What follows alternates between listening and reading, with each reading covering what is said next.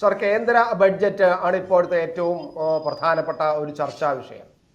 അപ്പോൾ ബഡ്ജറ്റിനെ സാധാരണ നമ്മളെപ്പോഴും കാണുന്നതാണ്, ബഡ്ജറ്റ് അവതരിപ്പിച്ചു കഴിഞ്ഞാൽ ഭരണകക്ഷിയിൽപ്പെട്ടവർ അതിനെ ബഡ്ജറ്റിനെ കുറിച്ച് നല്ല അഭിപ്രായങ്ങൾ പറയുകയും പ്രതിപക്ഷം മോശം അഭിപ്രായം പറയുന്നത് സ്വാഭാവികമാണ്. എപ്പോഴും അങ്ങനെ നമ്മൾ കണ്ടുകൊണ്ടിരിക്കുന്നതാണ്. പക്ഷെ ഇപ്പോഴത്തെ ബഡ്ജറ്റിൽ കുറേ നമ്മളൊന്ന് ഓടിച്ച് തന്നെ നോക്കിയാൽ പോലും, നേരെ ജീവി വായിക്കാതെ ഓടിച്ചു നോക്കിയാൽ പോലും കുറെ വികസന പ്രവർത്തനങ്ങൾക്ക് നാന്ദിയാകുന്ന തരത്തിൽ, അതിന് ഊർജം നൽകുന്ന തരത്തിൽ, അതിന് അങ്ങനെയുള്ള ഒരുപാട് കാര്യങ്ങൾ ഈ ബഡ്ജറ്റിൽ ഉൾപ്പെടുത്തിയിട്ടുണ്ട്.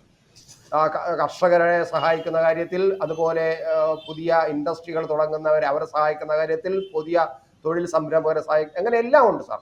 പക്ഷെ എന്നിട്ട് പോലും അതിനിങ്ങനെ വിമർശനാത്മകമായിട്ട് കാണുന്ന ഒരു ഒരു ഒരു ഒരു ഒരു മാധ്യമം, അതുപോലെ നമ്മുടെ ജനങ്ങൾ എല്ലാം കേരളത്തിൽ അങ്ങനെയാണ് കാണുന്നത്. എന്തുകൊണ്ടാണ് അങ്ങനെ? ബഡ്ജറ്റ് വായിക്കാത്ത കാരണം. ഇവർ ബഡ്ജറ്റൊന്നും വായിച്ചിട്ടില്ല. ഇവർക്ക് കിട്ടുന്ന ഇൻഫർമേഷൻ മാധ്യമങ്ങളിൽ നിന്നാണ്. ഞാനൊരു എക്സാമ്പിൾ തരാം. കേരളത്തെ നമ്പർ 1 ചാനൽ എന്ന് പറയുന്ന ചാനൽ ഇന്നലെ രാത്രി അവരൊരു റിപ്പോർട്ടർ, എനിക്കൊരു ഡൽഹിയിൽ നിന്നാണോ കൊച്ചിയിൽ നിന്നാണോ എന്ന് അറിഞ്ഞുകൂടാ, തിരുവനന്തപുരത്ത് നിന്നാണോ, പറയുന്നുണ്ടായിരുന്നു ബീഹാറിനും ആന്ധ്രയ്ക്കും കോരി കാശ് സർക്കാർ കൊടുത്തു ഈ ബഡ്ജറ്റിൽ. അതിന് ഞാൻ അത് കഴിഞ്ഞിട്ട് ട്വീറ്റ് ചെയ്തു. രാജീവ് ചന്ദ്രശേഖരൻ തന്നെയാണ് ട്വീറ്റ് ചെയ്തത്. എന്നിട്ട് പറഞ്ഞു, നിങ്ങൾ അറ്റ്ലീസ്റ്റ് ഇവരെ പഠിപ്പിക്കണം. ആന്ധ്രാപ്രദേശ് സ്റ്റേറ്റ് റീഓർഗനൈസേഷൻ ആക്ടിൽ 15,000 കോടിയല്ല 50,000 കോടി കൊടുക്കാമെന്നാണ് കോൺഗ്രസ് ഗവൺമെന്റ് അന്ന് പറഞ്ഞത്. ഏത് 2013 ഈ ബഡ്ജറ്റ് ഇവര് ബില്ല് പാസ്സാക്കിയപ്പോൾ. അന്ന് കോൺഗ്രസ് ഭരിച്ചിരുന്നത്. സുഷമ സ്വരാജ് ആയിരുന്നു അന്ന് ഓപ്പോസിഷൻ ലീഡർ ലോക്സഭയിൽ. അപ്പൊ അന്ന് പറഞ്ഞു, ഞങ്ങള് ആന്ധ്രാപ്രദേശിന് ഒരു പുതിയ തലസ്ഥാനം പണിയാൻ വേണ്ടി കാശ് തരാമെന്ന്. അങ്ങനെയാണ് ഈ ആന്ധ്രാപ്രദേശ് സ്റ്റേറ്റ് റീഓർഗനൈസേഷൻ ആക്ട്. പിന്നെ അതിൽ വേറെ കുറേ കാര്യങ്ങളുണ്ട്. ഒരു പുതിയ സ്റ്റേറ്റ് ഫോം ചെയ്യുമ്പോൾ അതിനുള്ള ഡെവലപ്മെന്റ് കാര്യങ്ങൾ വന്ന് ഛത്തീസ്ഗഡ് ഡെവലപ്പ് ചെയ്തിരുന്നു. ഇതേമാതിരി ജാർഖണ്ഡ് പുതിയ രാഷ്ട്രം, ഉത്തരാഖണ്ഡ് പുതിയ രാഷ്ട്രം. ഈ രാഷ്ട്രങ്ങൾ വരുമ്പോൾ അവർക്കൊരു തലസ്ഥാനം പണിയേണ്ടി വരും, അവർക്കൊരു ഹൈക്കോടതി പണിയേണ്ടി വരും, സെക്രട്ടേറിയറ്റ് പണിയേണ്ടി വരും, അസംബ്ലി പണിയേണ്ടി വരും. ഇതിനൊക്കെ കാശാവും.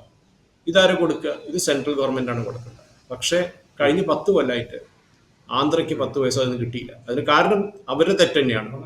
ചന്ദ്രബാബു നായിഡു ആദ്യം പറഞ്ഞ അമരാവതി തുടങ്ങാൻ പോകുന്നിട്ട് അങ്ങേര് ഒരു 4 കൊല്ലം എടുത്ത് സ്ഥലങ്ങളെല്ലാം അക്വയർ ചെയ്ത് അവസാനം കാശ് ചോദിച്ചു തുടങ്ങിയപ്പോഴേക്കും ജഗൻ കയറി വന്നു. ജഗൻ പറഞ്ഞു, ഞാൻ അമരാവതി തൊടാൻ പോണില്ല, അമരാവതി ഞങ്ങളുടെ തലസ്ഥാനം നായിഡുവിന്റെ തലസ്ഥാനമാണ്, ഞാൻ വിശാഖപട്ടണം ഡെവലപ്പ് ചെയ്യാൻ പോകുന്നു. അങ്ങനെ അവിടെ പോയി അങ്ങേര് ഒരു ആഡംബരം ഒരു വലിയ കൊട്ടാരൊക്കെ പണിതു താമസിക്കാൻ വേണ്ടി. പിന്നെ നായിഡു തിരിച്ചു വന്നപ്പോൾ നായിഡു പറഞ്ഞു, ഇല്ലല്ല എനിക്ക് അമരാവതി തന്നെ വേണം. അപ്പോൾ നാച്ചുറലി ഇപ്പോൾ ഗവൺമെന്റ് പറഞ്ഞു, ശരി നിങ്ങൾക്ക് അമരാവതി വേണം, നിങ്ങൾക്ക് ഞങ്ങൾ ക്യാപിറ്റൽ അറേഞ്ച് ചെയ്ത് തരാം. അതാണ് ഈ ബഡ്ജറ്റ് വായിക്കാത്ത ആൾക്കാരെ കുഴപ്പം, ഈ നമ്മുടെ നാട്ടിലെ മാധ്യമങ്ങൾക്കും.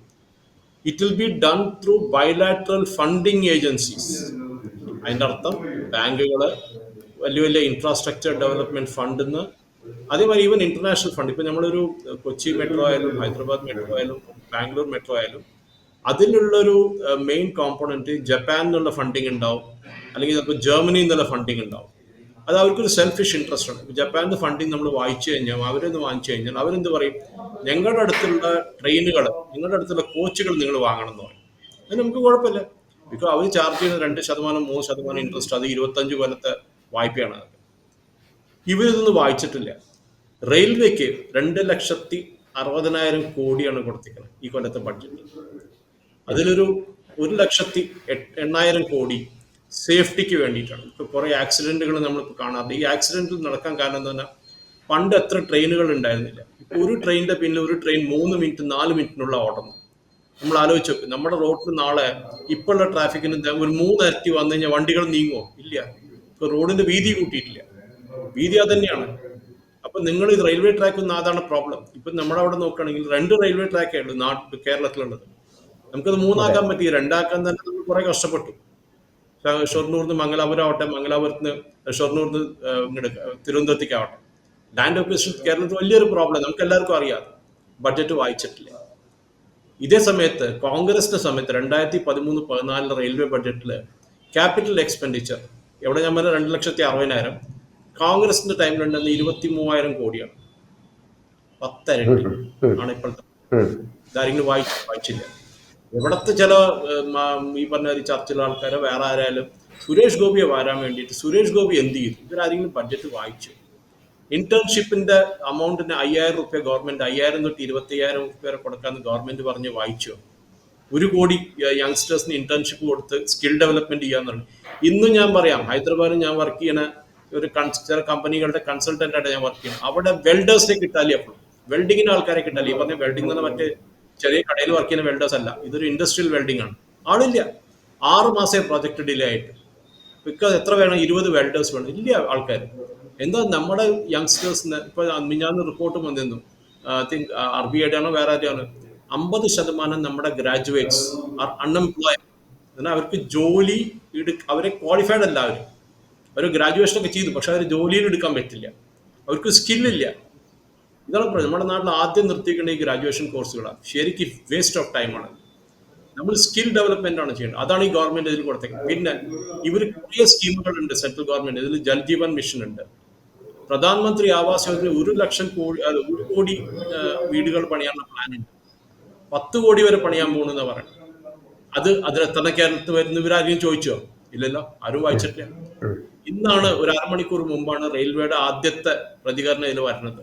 റെയിൽവേ മന്ത്രി അശ്വിനി വൈഷ്ണവിന്റെ പ്രസ് കോൺഫറൻസിലാണ് ഇതിന്റെ ബ്രേക്കപ്പ് തരുന്നത്. കവച് ആന്റി കൊളിഷൻ സിസ്റ്റമിന് എത്ര പോകും, സേഫ്റ്റി മെഷേഴ്സ്, റെയിൽവേ ട്രാക്ക് റിന്യൂവൽസിന് എത്ര പോകും, റെയിൽവേയുടെ മെയിൻ പ്രോഫിറ്റ്. റെയിൽവേ പാസഞ്ചറിൽ ഒരു സമയത്ത് ലാഭം ഉണ്ടാക്കിയിട്ടില്ല, ലാഭം ഉണ്ടാക്കൂല. റെയിൽവേയുടെ ലാഭം വരുന്നത് അവരുടെ ഫ്രൈറ്റ് എന്നാണ്, എന്നാലും ഗുഡ്സ് ട്രെയിൻ എന്ന് നമ്മൾ പറയണത്.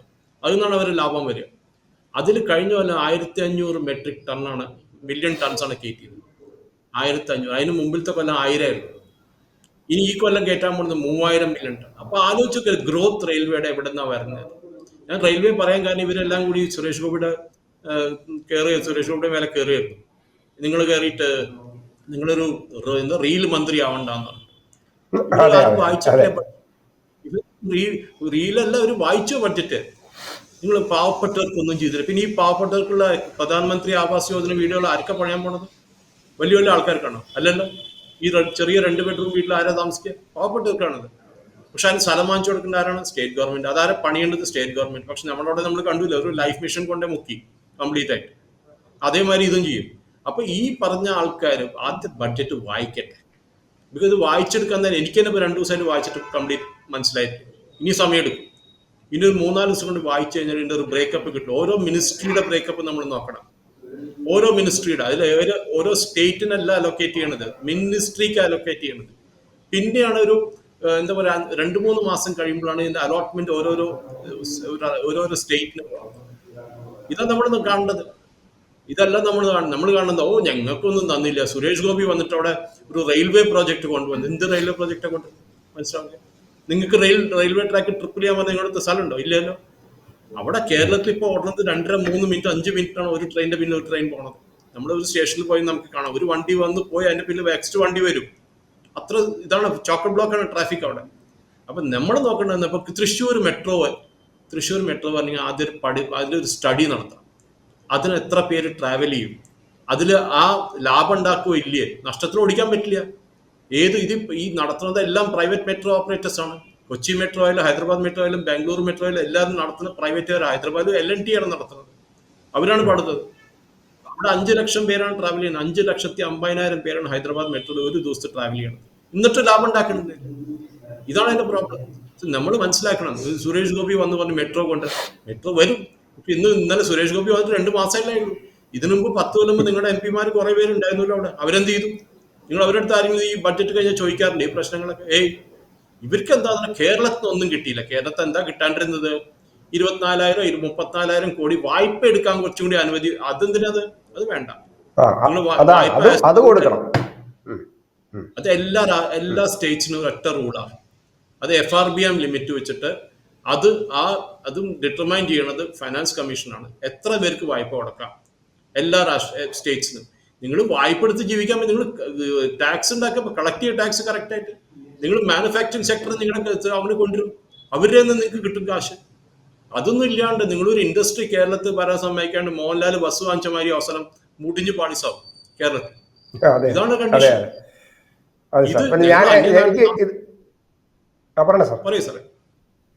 അല്ല, ഞാനിത് പറയുമ്പോൾ എൻ്റെ മനസ്സിനകത്ത് വന്നത്, ഞാൻ കുട്ടിയായിരിക്കും, അതായത് സ്കൂൾ വിദ്യാർത്ഥി ആയിരിക്കുമ്പോൾ പോലും ഈ ബഡ്ജറ്റിനെതിരെ കേരളം അവഗണിച്ച് എന്ന് പറയുന്ന മുറവിളി ഞാൻ കേട്ടുകൊണ്ടിരിക്കുന്നത്. അതിനുശേഷം AG ഓഫീസിലേക്കുള്ള മാർച്ച്, റെയിൽവേ സ്റ്റേഷനിലേക്കുള്ള മാർച്ച്, അവിടെ ഉന്തും തണ്ടും ബഹളം, ഇതെല്ലാം നമ്മൾ സ്കൂൾ വിദ്യാർത്ഥി ആയിരിക്കുമ്പോഴേ കണ്ടുകൊണ്ടിരിക്കുന്നതാണ്. അതേ ആൾക്കാരാണ് ഇപ്പോഴും കേന്ദ്രം അവഗണിക്കുന്നേ കേന്ദ്രം പറഞ്ഞുകൊണ്ടിരിക്കുന്നത്. എന്നാൽ അതേ കാലഘട്ടത്തിൽ അവരുടെ കയ്യിൽ അധികാരം വന്നപ്പോൾ പോലും ഈ താങ്കൾ പറയുന്നത് പോലെ ഈ കൃത്യമായിട്ട് കാര്യങ്ങൾ ചെയ്യാൻ അവർക്ക് കയ്യിലുള്ള സ്റ്റേറ്റിലെ കാര്യങ്ങൾ പോലും കൃത്യമായിട്ട് ചെയ്യാൻ കഴിയാത്ത അവസ്ഥയിൽ വരുന്നു. മാത്രമല്ല പലപ്പോഴും കേന്ദ്ര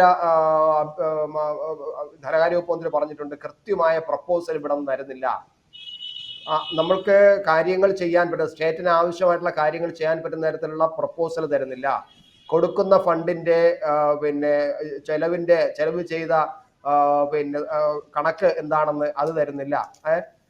ഇത് കുറെ കാലം കൊണ്ട് നമ്മുടെ ധനകാര്യ വകുപ്പ് മന്ത്രി പറഞ്ഞുകൊണ്ടിരിക്കും. പക്ഷെ അതിന് മറുപടിയൊന്നുമില്ല.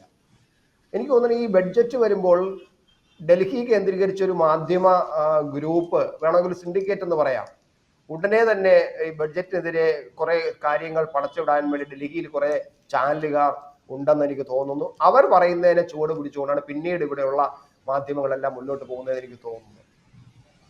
ഞാനൊരു എക്സാമ്പിൾ തന്നാണ്. ചന്ദ്രബാബു നായിഡുവിന്റെയും അമരാവതിയുടെ ക്യാപിറ്റൽ ഡെവലപ്മെന്റ് 15,000 കോടിയുടെ ബീഹാർ എടുത്തു. ഇപ്പൊ ബീഹാർ ഇവരെന്താ പറഞ്ഞ, ബീഹാറിനും വായ്പ കൊടുത്തു. എന്ത് കൊടുത്തു? ടൂറിസ്റ്റ് സർക്യൂട്ട് ഉണ്ടാക്കാന്ന് പറഞ്ഞു.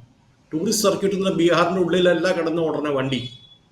കുറേ സ്ഥലം കൽക്കട്ടയിൽ നിന്നായാലും ഡൽഹിയിൽ നിന്നായാലും വരാൻ പോണ ട്രെയിനുകളിൽ ബുദ്ധിസ്റ്റ് സർക്യൂട്ട്, അവിടെ അല്ല, രാജ്ഗീർ ആവട്ടെ, ഗയ ആവട്ടെ, ഇങ്ങനത്തെ ബുദ്ധിസ്റ്റ് സർക്യൂട്ട് നല്ല ട്രാഫിക് ഉണ്ട്. ശ്രീലങ്കയിൽ നിന്നും തായ്ലാൻഡിൽ നിന്നും നോർത്ത് ഈസ്റ്റ് സൗത്ത് ഈസ്റ്റ് ഏഷ്യയിൽ നിന്ന് വരുന്ന ആൾക്കാർ കുറേ പേരുണ്ട്. അവരാദ്യം ഫ്ലൈറ്റിൽ ഡൽഹിക്ക് വരും, അല്ലെങ്കിൽ കൽക്കട്ടയ്ക്ക് വരും. അവിടുന്ന് ഒരു ട്രെയിനിൽ ട്രാവൽ ചെയ്ത് ഗയയിലേക്കും രാജ്ഗീറിലും ഇങ്ങനത്തെ നലന്ദ എന്ന സ്ഥലത്തേക്ക് വരും. അതിനാണ് ടൂറിസ്റ്റ് സർക്യൂട്ട് എന്ന് പറയുന്നത്. ഞാൻ ചോദിക്കട്ടെ, കഴിഞ്ഞ ബഡ്ജറ്റിൽ അല്ല അതിന് മുമ്പിലത്തെ ബഡ്ജറ്റിൽ വന്ദേ ഭാരത് ട്രെയിനിൽ 2 കേരളത്തിൽ ഓടുന്നുണ്ട് എവിടെയെങ്കിലും അനൗൺസ്മെന്റ് ഉണ്ടായിരുന്നോ? ഇല്ലല്ലോ. അത് റെയിൽവേയുടെ ഒരു ബഡ്ജറ്റിൽ വെച്ചിട്ട് അവർ നടത്തണമാണ്. അത് അവർക്കൊരു ബഡ്ജറ്റ് കൊടുത്തിട്ടില്ല. അവർ ഇംപ്ലിമെന്റ് ചെയ്യും. കേരളത്തിൽ ഇപ്പോൾ ആദ്യം ഒരു വന്ദേ ഭാരത് വന്നു. അത് കഴിഞ്ഞതിന് മുമ്പത്തെ ബഡ്ജറ്റിൽ ഉണ്ടായിരുന്നില്ലല്ലോ, കഴിഞ്ഞ ബഡ്ജറ്റിൽ ഉണ്ടായിരുന്നില്ലല്ലോ. ഇത് ഇവർക്കൊരു അണ്ടർസ്റ്റാൻഡിങ് ഇല്ല ബഡ്ജറ്റ് എന്താണെന്നുള്ള. ഇവരുടെ വിചാരം ബഡ്ജറ്റിൽ വന്ന് കുറെ അനൗൺസ്മെന്റ് അങ്ങോട്ട് ചെയ്യാം. അത് 32 വണ്ടികൾ ഓടിക്കാൻ പോകുന്നത് നമ്മൾ ഇതിനു മുമ്പ് കണ്ടിട്ടുണ്ട് റെയിൽവേയിലൊക്കെ. ഇപ്പോഴത്തെ GST വന്നപ്പോൾ തൊട്ട് ബഡ്ജറ്റിന്റെ ഒരു മെയിൻ ഇമ്പോർട്ടൻസ് പോയി. ബിക്കോസ് മെയിൻ കാശ് 18 തൊട്ട് 19% റവന്യൂ ഗവൺമെന്റ് വരുന്ന GST എന്നാണ്. GSTയിലാണ് മെയിൻ റവന്യൂ സോഴ്സ്. ഇപ്പോൾ GST മാറ്റുമ്പോഴാണ് റേറ്റുകൾ മാറുന്നത്. അത് ആരാ മാറ്റുന്നത്? എല്ലാ ഫൈനാൻസ് മിനിസ്റ്റേഴ്സും കൂടിയിരുന്ന് യുനാനിമസ് ആയിട്ട് ഡിസൈഡ് ചെയ്താൽ GST റേറ്റ് മാറ്റാൻ പറ്റുള്ളൂ. എന്നിട്ട് എന്ത് ചെയ്യും? ഡൽഹി പോയിട്ട് അവർ ഓക്കെ പറഞ്ഞിട്ട് കേരളത്തിൽ വന്ന് പിന്നെയും കരയും, റേറ്റ് കൂട്ടി GSTയുടെ. ആരാ കൂട്ടി? നിങ്ങളുണ്ടായിരുന്നില്ലേ? നിങ്ങൾ ഇതിനെ സൈൻ ചെയ്ത് നിങ്ങളിത് ഒബ്ജക്ട് ചെയ്യായിരുന്നില്ലേ? കേരളത്തെ മന്ത്രിമാർ, കേരളത്തെ ഫൈനാൻസ് മിനിസ്റ്റർ ബാലഗോപാൽ ആരായാലും. ഇതാണ് ഇവരുടെ ഇഷ്യൂ. GST വന്നപ്പോൾ തൊട്ട് ഇൻകം ടാക്സിന്റെ ഇൻഡയറക്ട് ടാക്സും ഡയറക്ട് ടാക്സസിന്റെ ഒരു പൂളായിട്ട് കുറഞ്ഞു കഴിഞ്ഞു. അത് വെറും ഇൻകം ടാക്സ് മാത്രമേ ബാക്കിയുള്ളൂ. എക്സൈസ് ഒരു 5% കണ്ട ഈ കൊല്ലത്തിൽ കിട്ടിക്കുന്നത്. 17% കോർപ്പറേഷൻ ടാക്സ് കിട്ടിക്കുന്നത്. 5% പെൻഷൻ കിട്ടിക്കുന്നത്. 27% പലിശ എടുത്തേക്കുന്നത്, വായ്പ. ഇതിൽ സ്റ്റേറ്റ് ഗവൺമെന്റിന്റെ വായ്പ ഉണ്ട് കേട്ടോ, ബൈ ദ വേ. ഇത് സെൻട്രൽ ഗവൺമെന്റ് ഇത് മാത്രമല്ല, എപ്പോഴും നമ്മൾ ഒരു ബോറോയിങ് വരും. അതാണ് ഈ FRBM ലിമിറ്റ് വെക്കാൻ കാരണം. കേരളത്തിൽ മറ്റു രാഷ്ട്രങ്ങൾ തോന്നിയ മാതിരി ഒരു കോർപ്പറേഷൻ ഉണ്ടാക്കിയിട്ട് അവരും പോയി വായ്പ വാങ്ങും. എല്ലാ ബസ് സ്റ്റാൻഡും എല്ലാം ഗ്യാരണ്ടി ആയിട്ട് വെക്കും ലോൺ എടുക്കാൻ വേണ്ടിയിട്ട്. നിങ്ങൾ എത്ര കാലം ലോൺ എടുത്ത് ജീവിക്കും? നിങ്ങൾ എന്താ ടാക്സ് കളക്ട് ചെയ്യാൻ പോണത്? അത് നിങ്ങൾ ചെയ്യില്ല. എല്ലാ ടാക്സ് നിങ്ങൾ ശരിക്കും കളക്ട് ചെയ്യുന്നില്ല. എല്ലാത്തും പെട്രോളിന്റെ റേറ്റ് കൂട്ടും, അവിടുത്തെ വാറ്റ് കൂട്ടി കേരളത്തിൽ. എന്തിനാ? പെൻഷൻ കൊടുക്കാൻ. എന്നിട്ട് പെൻഷൻ കൊടുത്തു, അതുമില്ല. ഇതാണേ ചെയ്യണില്ല. നിങ്ങൾ ആദ്യം നമുക്ക് ഈ ചർച്ച അവസാനിപ്പിക്കുമ്പോൾ നമുക്ക് താങ്കൾ ഈ ചർച്ചയിൽ നിന്നും ഉരുത്തിരിഞ്ഞ താങ്കളുടെ 2 അഭിപ്രായം. ഒന്ന്, ഇവർ ഈ ബഡ്ജറ്റ് വിമർശിക്കുന്നവർ, മാധ്യമങ്ങൾ ഉൾപ്പെടെയുള്ളവർ ബഡ്ജറ്റ് പഠിക്കുന്നില്ല, വായിക്കുന്നില്ല എന്നുള്ളതാണ്. എവിടെ നിന്നൊക്കെയോ കിട്ടുന്ന ഇൻഫർമേഷൻസ് വെച്ചിട്ട് വാർത്തകൾ അടിച്ചങ്ങ് വിടുകയാണ്. പിന്നെ അതിന്റെ വിമർശനങ്ങൾ നടക്കുകയാണ്. 1. 2, കാര്യങ്ങൾ കൃത്യമായിട്ട് ചെയ്യാൻ കഴിയാതെ മുന്നോട്ട് എന്നിട്ട് വിമർശനം നടത്തും എന്നുള്ളതാണ്. എന്തായാലും ഏറ്റവും പ്രധാനം നമുക്ക് ബഡ്ജറ്റിനെ കുറിച്ച് ചർച്ച ചെയ്യുമ്പോൾ ബഡ്ജറ്റ് പഠിക്കുക എന്നുള്ളതാണ്. അത് ചെയ്യാതെ ഈ ചെയ്യുന്നതാണ് കൃത്യമായിട്ടും ഈ പറയുന്ന വിമർശനങ്ങൾക്ക് കാരണം. പിന്നെ വിമർശനങ്ങൾ നടത്താൻ വേണ്ടിയിട്ട് ഒരു നേരത്തെ തന്നെ വിമർശനം തയ്യാറാക്കി വെച്ചിട്ട് ബഡ്ജറ്റ് അവതരിപ്പിച്ചു കഴിയുമ്പോൾ അതെടുത്ത് ഉപയോഗിക്കുന്നു എന്ന തരത്തിലേക്കാണ് കാര്യങ്ങൾ പോകുന്നത്. അല്ലേ സാർ? ഓക്കെ, നമുക്ക് ആ ഒരു പോയിന്റോട് നമുക്ക് ചർച്ച അവസാനിപ്പിക്കാം. താങ്കൾ പറഞ്ഞു നിർത്താം. ഞാൻ വേറെ ഞാൻ ഒരു പോയിന്റേ പറയുന്നുള്ളൂ. ഈ 30 സെക്കൻഡ് 1 മിനിറ്റ് തന്നാൽ മതി. സ്പെഷ്യൽ സ്റ്റേറ്റസ് തരണമെന്നാണ്, സ്പെഷ്യൽ കാറ്റഗറി സ്റ്റേറ്റസ് ബീഹാറിനും ആന്ധ്രാപ്രദേശിനും കൊടുക്കാൻ പറ്റില്ല. ബിക്കോസ് ആ സ്റ്റേറ്റസ് എടുത്തു കളഞ്ഞു. 5 കൊല്ലം മുമ്പ് ഈ സ്പെഷ്യൽ കാറ്റഗറി സ്റ്റേറ്റസിന്റെ പരിപാടി തന്നെ എടുത്തു കളഞ്ഞു. സ്പെഷ്യൽ കാറ്റഗറി സ്റ്റേറ്റസ് കിട്ടണമെങ്കിൽ ഒന്നിലോ പണ്ടത്തെ റൂൾ പ്രകാരം ഇന്റർനാഷണൽ ബോർഡർ വേണം, അല്ലെങ്കിൽ നിങ്ങളൊരു ട്രൈബൽ സ്റ്റേറ്റ് ആയിരിക്കും. അതാണ് നോർത്ത് ഈസ്റ്റിലെ കുറെ രാഷ്ട്രങ്ങൾ, ഈ കുറെ സ്റ്റേറ്റ്സ് വന്നിട്ട് അതിൽ കയറി അവർക്ക് സ്പെഷ്യൽ കാറ്റഗറി സ്റ്റേറ്റസ്. ഇപ്പൊ അവര് സ്റ്റേറ്റസ് പോയി. ഇപ്പോൾ സ്പെഷ്യൽ കാറ്റഗറി സ്റ്റേറ്റസ് വരുമ്പോൾ 70% ഫണ്ടിങ് യൂണിയൻ ഗവൺമെന്റ് ഒരു പ്രോജക്റ്റ് ഉണ്ടെങ്കിൽ union government, 30% state. Special status, special category state വരുമ്പോൾ ഒരു 90% funding union government, 10% state government. ഇത് മോൾക്ക് മനസ്സിലാക്കാത്ത ആൾക്കാരാണ് പറഞ്ഞത് സ്പെഷ്യൽ കാറ്റഗറി സ്റ്റേറ്റസ് ഞങ്ങൾക്ക് തന്നില്ല. എങ്ങനെ തരും? ഇല്ലാത്ത സാധനങ്ങളെടുത്ത്. ഇതാണ് ഇവർ ബഡ്ജറ്റ് എന്താന്ന് ഇവർക്ക് അറിയില്ല. കുറെ ആരോ പറഞ്ഞവർ എഴുതി വെച്ച സാധനങ്ങൾ ആദ്യം തന്നെ എഴുതി വെച്ച് ഡിസൈഡ് ചെയ്ത് കഴിഞ്ഞു. എന്തും നിർമ്മല സീതാരാമൻ പറഞ്ഞാലും നമുക്ക് മോദി കാലത്തുണ്ട് തെറി വിളിക്കണം. അതാണ് അവിടുത്തെ മെയിൻ സ്ട്രാറ്റജി, അവിടുത്തെ media. Okay, thank you. Thank you.